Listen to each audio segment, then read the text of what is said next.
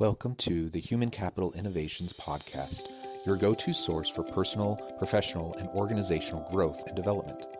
We hope you tune in often for all things people management, organizational development and change, organizational leadership, and social impact related. Maximize your personal and organizational potential with Human Capital Innovations Podcast.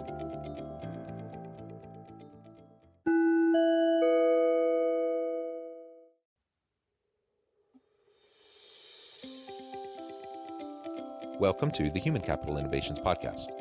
In this HBR Minute HCI podcast episode, I explore the recent HBR video, How to Be Less Lonely at Work.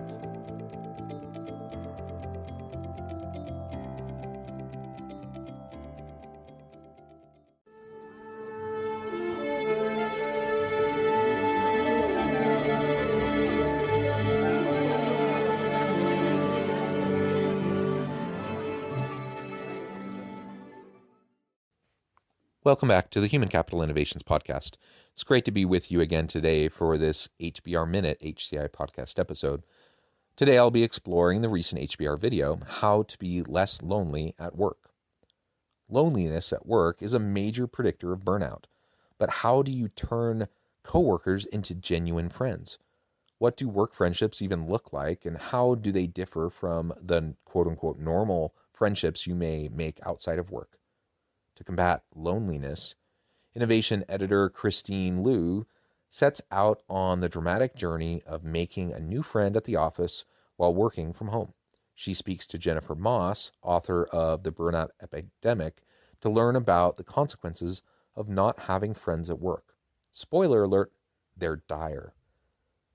Thanks for joining me, and I'll catch you on the flip side of this first clip. I feel lonely, and it's not just because I'm literally alone. I'm feeling lonely at work, which for me is 100% virtual right now. Those little spontaneous physical interactions with my colleagues, that's what I miss so much. You know, those little mundane moments that in hindsight, actually I miss a lot, like waiting for someone to finish their time at the coffee machine and being like mildly irritated. That would be the most welcome thing right now. Okay, so maybe I'm not literally alone. I mean, technically, I'm on the internet. There's Andy, my producer, in the corner. Hey, Andy. But now a day looks more like this. Is there a way to feel less lonely at work? Less lonely at home? At working from home? Just help!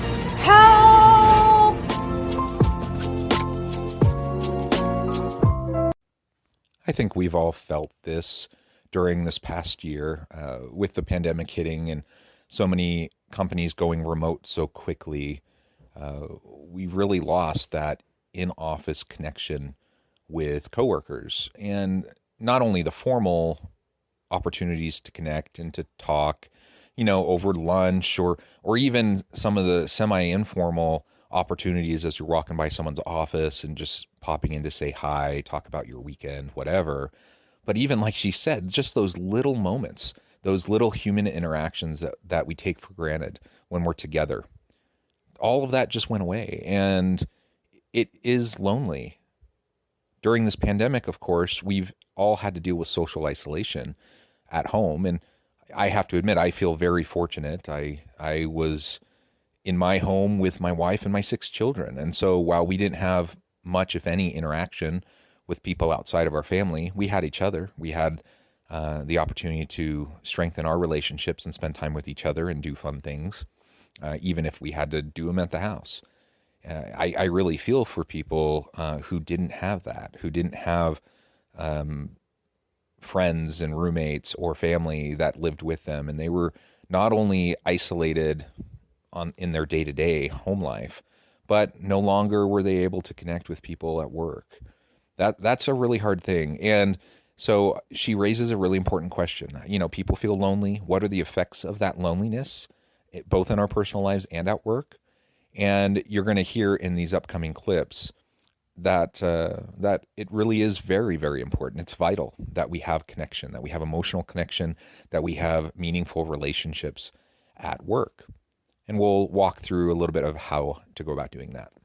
Loneliness is at work. It feels like you're disconnected from your coworkers, from your friends, that you haven't maybe made friends, that you feel isolated. That's Jennifer Moss. She's a journalist, speaker, and author of The Burnout Epidemic. Among other things, she studied how loneliness is a major predictor of professional burnout. I mean, sure, we all get a little lonely, right? How bad could it really be? 1 in 5 millennials say they have 0 friends. 0 friends. None. At all. I just want to call them up and say, hey, you can talk to me. I'll be your friend.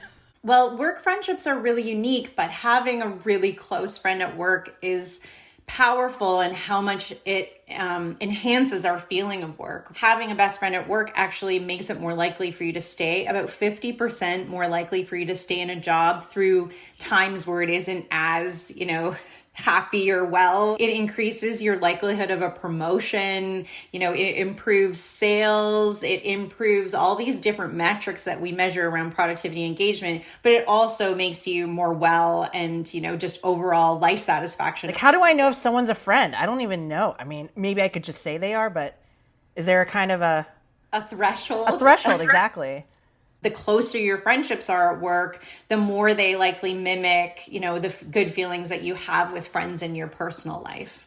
They don't believe in the gossip, that they always, support you when you need it, that they're there to hear you out, if you have some stress in your life or stuff building up. So the bottom line is friendship at work does matter. I've actually done quite a bit of research in this area as well. So in addition to the expert that's on this HBR video, we can see there's tons of research that has shown the value and the meaning that relationships at work have in your self-efficacy, in your sense of employee engagement and job satisfaction, and your overall productivity. Now, she focuses specifically on burnout. And she says if you have a good friend at work, you're 50% more likely to stay at that job. And that's huge because burnout leads to retention issues and people leaving the job. And when we have meaningful relationships, we're able to weather the storms. No job is perfect. No organization is perfect. There are ups and downs and ebbs and flows, and things happen.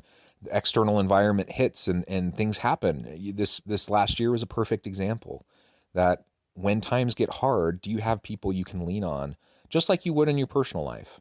Do you have people that are confidants, people that you trust, people that have your back? Do you have that at work? If you have that, you're way more likely to stick around, to weather the storms. You're way more likely to be engaged, to find meaning and purpose at work, to feel fulfilled. You're way more likely to be more productive and more collaborative and innovative. That's just the bottom line. So it really matters. It is a huge deal if you don't have any friends at work. And it doesn't mean that you need to be besties like we sometimes think of in the movies in your personal life, but you do need people that you truly have developed trust with, people that you care about genuinely and they care about you, people that you will go to bat for and who will do the same for you, that you have their back and they have yours. That really matters because we all have to deal with organizational politics. We all have to deal with frustrations. And sometimes we just need someone to listen. We need to be able to vent. We need to be able to just work through the emotions we're feeling at work, just like we do in our home life, in our personal life.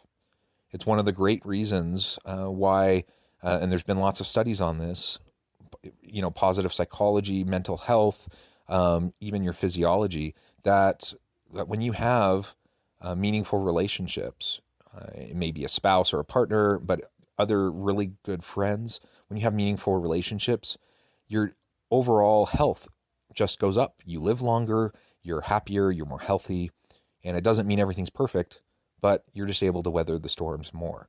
And she shared a really startling statistic in that clip that 1 in 5 millennials say they don't have any friends. That is heartbreaking to me, yet I completely understand it.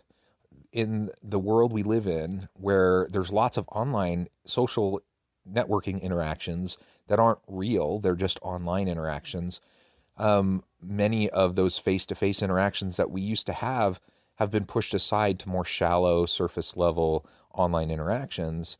And nothing against social media. I use social media too, but it can't replace the need for, having a couple of really good friends that you can lean on. And again, whether that's in your personal life or in your work life, we need to have that. And in the workplace, we can foster that. Of course, we have to respect boundaries. We have to keep things professional. And we have to develop a relationship over time, just like we would in our personal life. But it's worth the time. It's worth the effort. So I'm going to take the cynical point of view for a second. Like, okay, well, I guess I have no friends at work. It's a job, but I have friends outside of work. So what if I'm lonely at work? And what's the worst that could happen? For people that are feeling just lonely at work, period, they're not connecting with people, it's a big problem. And it could mean, loss of your job, they get paid less, that they don't get promoted, there's lack of confidence. Loneliness is as impactful on our health as smoking 15 cigarettes a day. It's worse on our health than diabetes. So now I'm just thinking about myself and my relationships. I'm having a moment. I'm reflecting. Is there any time in your life that you felt lonely? I had a period of time where I was a founder of a startup, a co-founder. And actually it was my husband and I that were co-founding the startup, which is a no-no in that world. You're never supposed to have a married co-founder. But we were in this place where we were working together, both at this sort of level of fighting for money, being a young startup, just always overextended. There was about a year and a half that I felt very, very isolated and did actually burn out, where I left the company. I abandoned every board seat I had. I stopped working on everything. I said no to everything for 6 months to recover. And I realized a big part of that was through all of that, I hadn't maintained my close friendships. I was so busy and so stressed that I wasn't leaning on them. So in this clip, she poses the question, I got good friends at home, my personal life. Do I really need friends at work? And the answer is yes, you do. You need emotional connections and meaningful relationships in all aspects of your life. If you are involved with an organization or an institution and you don't connect with anyone at that organization or institution, chances are you won't last for a variety of reasons. But in part, it's simply a matter of our psychology, and we need connection. We are social animals as human beings. We need connection. Even introverts need connections. Now, they don't need as many connections. They don't need as much social time, but they need connections too. We all need it. And when we don't have that in the workplace, it does impact how we're perceived by others in terms of our effectiveness, in terms of our ability to collaborate, to take on leadership roles, to influence, to be change agents. All of that is impacted by whether or not we have relationships developed with people at work, but also it will impact our personal well-being and our personal health. And again, the startling statistic that she shares, loneliness being as impactful on our physical health as smoking 15 cigarettes a day. That is incredible. More impactful on our physical health than diabetes. That is remarkable. And it's sad and it's scary. And the thought of, 1 in 5 millennials not having a single friend, let alone in the workplace, but like a single friend, that is heartbreaking. And it's a public health crisis. That's horrible. And it's going to have detrimental impacts on organizations as well. And so for all of us as leaders, of course, we need to seek out meaningful relationships because we bear a burden. Leadership is hard, and you have to deal with a lot of crap and a lot of politics and a lot of just the pressures of leadership.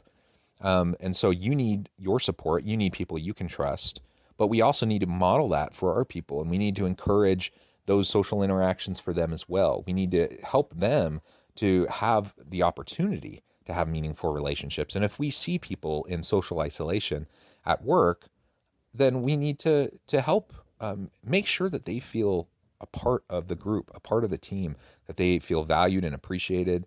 And I think that's part of having an inclusive environment in a workplace culture of belonging. We need to have meaningful relationships at work, and it really does matter.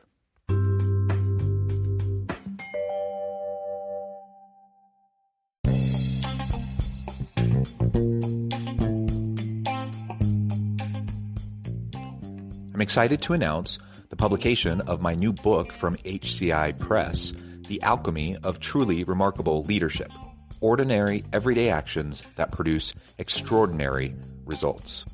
Consider how the nature of work has shifted over the past 50 years. With increased globalization, rapid technological advancement, and the shift in economic composition, the average job of today looks very different than the average job of 50 years ago. What will the jobs and organizations of tomorrow look like? Moreover, what does this all mean for organizational leaders? What are the core competencies and capabilities of organizations and their leadership that are prepared for continued disruption and geopolitical and socioeconomic shifts? Regardless of what the future holds, increasingly, leaders need to be socially minded, data-driven, decisive, champions of talent, and disruptors of the traditional notions of leadership, teams, organizations, and work. The Alchemy of Truly Remarkable Leadership will help you to explore your own leadership competencies and capabilities and consider ways to apply and implement them into your workplace and personal life.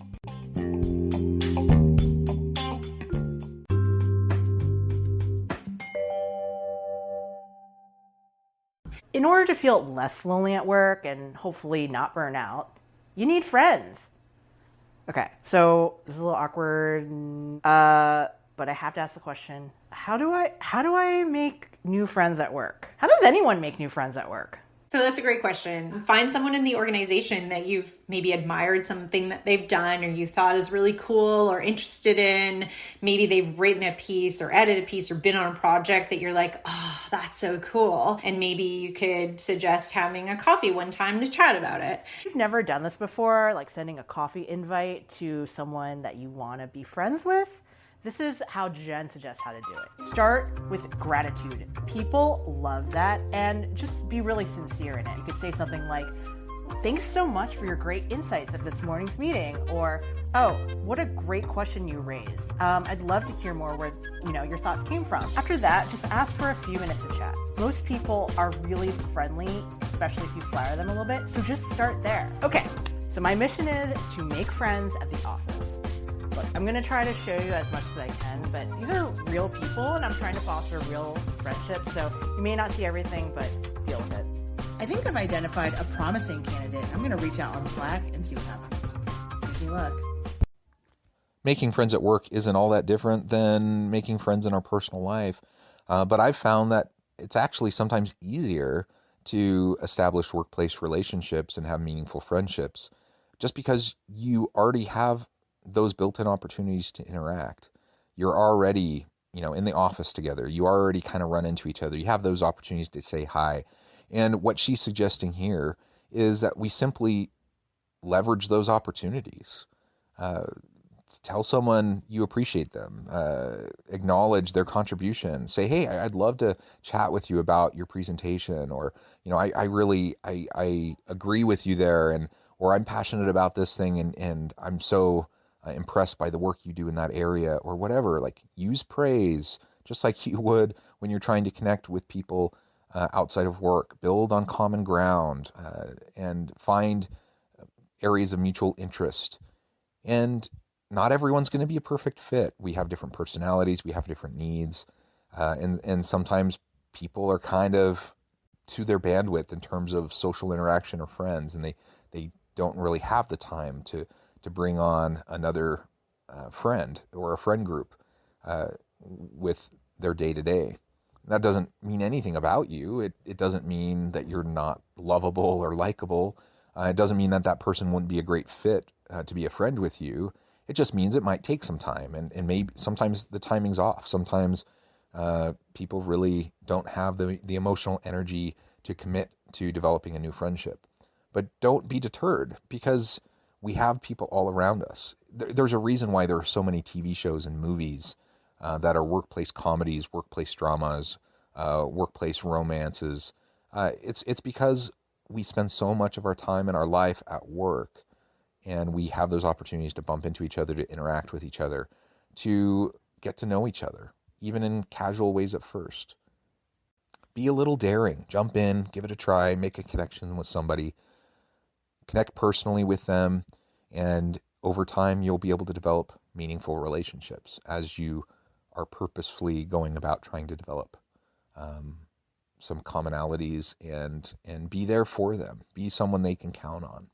Friendship, commence.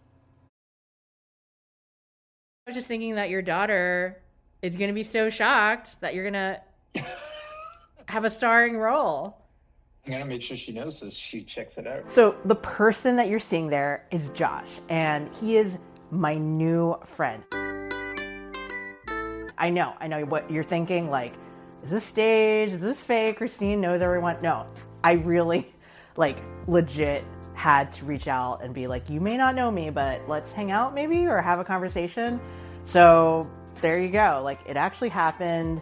And I learned a lot about him and his work. And also, apparently, fun fact, his daughter recognizes me and watches my TikTok videos. So who knew? Good work friendships aren't built in a day, but it only takes a moment to start one. I mean, look, I had never really talked to Josh before, but look at us. Now we're hanging out together. I'm already feeling less lonely, and it's only day one. After all, friends will always have your back, and that's critical when work gets real.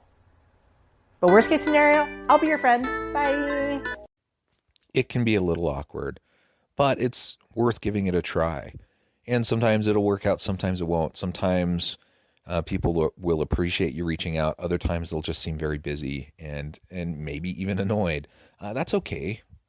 I think as we have a thick skin, we can let it just kind of roll off our back, recognize it's not really personal. Sometimes people feel all full up on their friendships and their emotional energy that they can commit to others around them. Or sometimes they're just super busy with work, or they have family stuff going on. They just don't have the time to commit or invest. That's okay. Don't take it personally. But other times you'll find people that are just as lonely as you, that are just as eager to develop some meaningful relationships. But maybe they're scared to reach out. Maybe they're scared to take that first step. So be bold. Don't be inappropriate, but be bold. Be willing to reach out, make a connection, have a conversation, build on common ground. And over time, that's just the seed. You're planting the seed, and then you see where it goes and if it grows over time. But over time, you'll have the opportunity to work together, perhaps on projects. You'll have the opportunity to connect at work, maybe over lunch or grab a coffee or whatever, just to be able to chat and talk about things. And that really can be a tremendous benefit, not only to your life generally, but to your work life. Now, you may all be thinking, and it's not really addressed much in this video, you may all be thinking, well, yeah, but I'm still virtually working. And a lot of what I've been talking about has been when you're together in the office. Now, obviously, it's different when we're working virtually. And if I'm at home trying to find a way to make meaningful connections, that probably is a little bit more challenging than when we're together physically in the office. But just like she did in the video, you can reach out to people, make a connection. I've had people do that to me, and I really appreciate it. I've had people email me who I'm aware of at work, but I've never really interacted much with. They're in different areas, different divisions, and so we've never directly worked together. But they know of me, I know of them, and they reach out. They say, hey, I'd love to pick your brain about this. Hey, I would love to talk about this. And you know what? I've always been happy to do that. Now, is everyone all going to be happy to do that? No. But I sure have been, and I've appreciated people being willing to reach out to me. And I've done the same thing to other people. And not everyone's always wanted to chat, but others have. And so just be willing to take the first step. And you never know, you may find that person who's going to really be a meaningful relationship for you, throughout your life and throughout your career. Someone who can be a mentor and a coach, and someone who can be a friend, who can help you through challenging and difficult times, and you them. I really appreciate this video because it just highlights something that I think is super important, but we all tend to take for granted, and that is relationships at work really do matter. The number one reason why people leave their job is because they have a bad boss. Number two reason is because they don't have any meaningful relationships, or they have bad relationships at work. And so we need to, as individuals, we need to try to develop those relationships. As leaders, we also need to recognize the importance of our interactions with our people and the importance of them having meaningful connections in relationships at work, and how the role that that plays in their productivity, their collaboration, their innovation. And we need to try to help foster an environment where everyone feels genuinely needed and wanted, that they belong, that they're included, and that they have an opportunity to contribute in meaningful ways. Thank you for joining me for this episode of the Human Capital Innovations Podcast. As always, I hope you stay healthy and safe, that you can find meaning and purpose at work each and every day, and I hope you have a great week.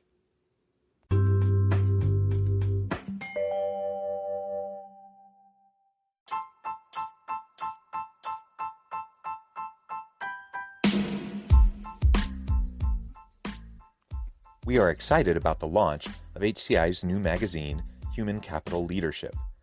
Human Capital Leadership is a free, interactive e-magazine designed to help individuals, leaders, and organizations find innovative approaches to maximize their human capital potential.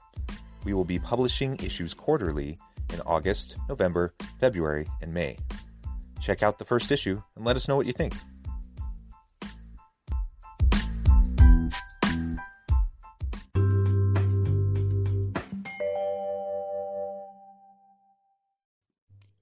Thanks again for joining us for this episode of the Human Capital Innovations Podcast. I hope you stay healthy and safe and that you have a great week.